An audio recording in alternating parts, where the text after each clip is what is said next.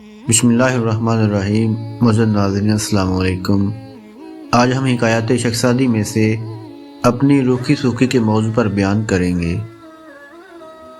تمام نئے میرے دوست سے گزارش ہے چینل کو سبسکرائب کریں اور بیل آئکن کو ضرور پریس کریں۔ ایک شخص نہایت غریب تھا، دوسرے لوگوں کی طرح بجائے عمدہ کھانوں کے اس کے سالن میں سوائے پیاز کے اور کچھ نہ تھا۔ ایک بیہودہ شخص نے اس کو ملامت کرتے ہوئے کہا، ارے نکمے کہیں کے، جاؤ شاہی لنگر سے سالن ہی لے آ، شرمانے کی ضرورت نہیں، کیونکہ شرمانے والا تو بھوکا ہی مرتا ہے۔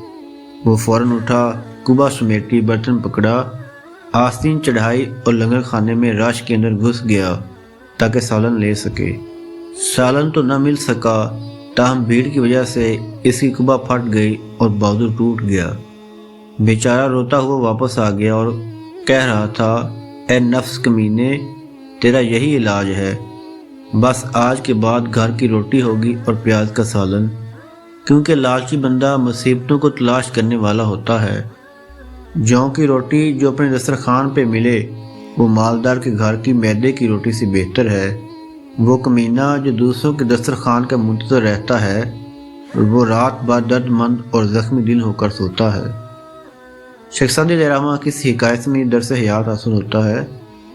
پیاز، سرکہ، اچار یا جو بھی میسر ہو اسے روٹی کھا لینا غیروں کے دسترخوان پہ گوشت، قورمہ اور بریانی کھانے سے بہتر ہے۔ تمام دوستوں سے گزارش ہے چینل کو سبسکرائب کریں اور بیل آئکن کو پریس کریں۔ شکریہ۔